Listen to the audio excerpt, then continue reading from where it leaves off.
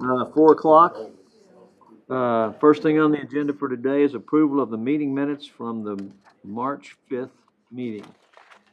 Anybody have any corrections you'd like to make before I entertain a motion to approve? I thought I saw something. Maybe you got I was coming through and I thought, David, I thought your last name was misspelled. Yeah, I picked it up and told Steve. Okay, So it's been fixed. perfect. Yeah, appreciate you, thank you. All righty, so we're gonna move on to. I'll make a motion to approve. Oh, I'm sorry. Motion to approve the minutes from the March 5th meeting. I'll make that motion. I'll Got a second. motion and a second. All in favor, raise your hand. All right, Unanimous. moving on. Right. Public hearing, consent, and action 2A. Drew? We got a conditional use permit for an automotive service and repair shop, considered major repair, located within 500 feet of a 100-year floodplain with a property address at 1809 Sidney Baker Street. So if you guys are familiar with some of the supplemental requirements, there's a handful of land uses that do require separation from the floodplain, or they can come before you and get a conditional use permit. So that's the case here. I'll run through a couple things. Here's the site plan, the existing building. They are within 240 feet of the floodplain. So this is not a wet weather, or this is a wet weather creek, so it's dry most of the time. But it does get enough drainage and velocity that it is considered floodplain. So obviously the purpose of that separation or a conditional use permit is to make sure we're protecting that waterway from any environmental hazards. With that, I will actually turn it over to Mr. Dunnigan. How's it going? My name's Ross Dunnigan. I'm the owner of Flying Diesel. We're the ones that are trying to get this CUP here. And what we're trying to do is bring our automotive shop into 1809 Sidney Baker. I know that there was three things for the conditional use permit, which I think were on the last slide. Is that correct? Perfect, thank you. One being no outside storage of hazardous materials. We don't really we don't have anything that is hazardous per se. There is oil and coolant. I know those don't sit within true hazard, like hazmat information there. No outside storage of vehicles.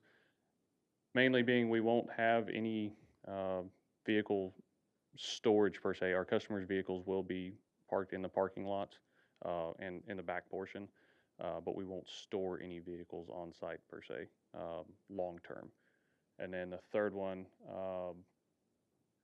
being the Containment? Containment. yes, the containment of it says fuel, but it should be oil because we don't have any fuel on site. We don't keep any fuel on site, so that's supposed to be oil.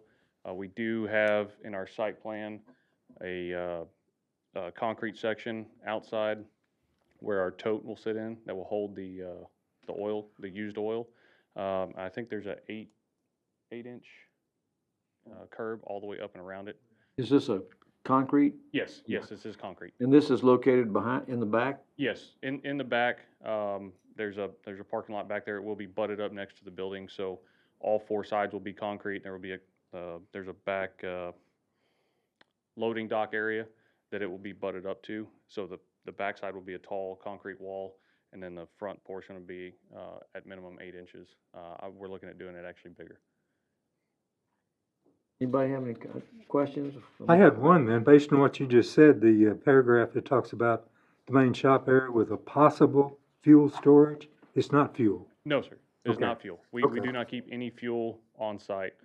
I mean, other than a 5-gallon bucket, which stays inside the building anyways. Okay, thank you. Yes, sir.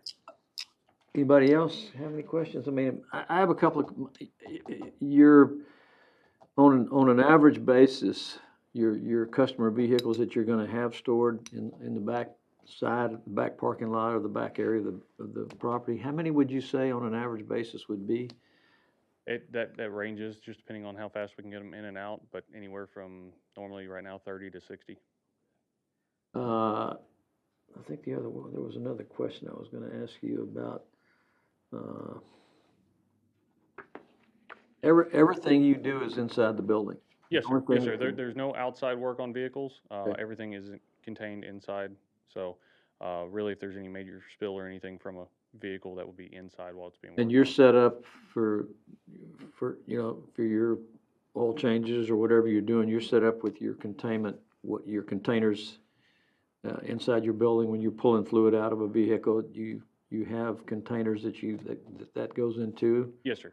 And then do you have like a service that comes and takes that? Yes, we do. The waste oil service that comes in and we'll Yeah. pump those containers out. We do swap those containers every 2 years as well, just to make sure that they're not getting dry rotted or beaten up. What's gonna be about the size of the building off the top of your head? The total size of the building is 13,000 square feet. The actual shop portion, I think, is 80. It's just a ballpark, I Yeah, don't need the. Between 8 and 9,000 square Yeah. feet. Okay. So, So you're gonna utilize the balance of the you're gonna have parking in front for customers, and you're gonna utilize the balance of the property in the back for your vehicles that you're servicing. And I'm assuming that's probably fully fenced. it will be, yes. Yeah. It is not currently fully fenced, but it will be fully fenced. Does it require, Drew, for that to be some type of screening on the No, fence? since it's just parking vehicles, they're surrounded by commercial, too far. Okay. Yeah, surrounded by commercial, there's no screening requirement, Okay. so the fencing is just for their security and protection.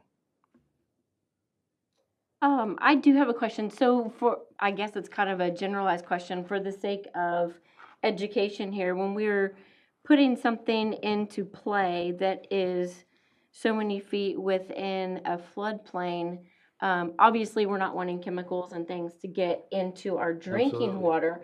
But does this tributary go directly into any of our water No. reclamation or, our drinking water No, it does not. sources? Yeah, this dry bed flows to Quinlan Creek, which goes through town south of Nimitz Lake.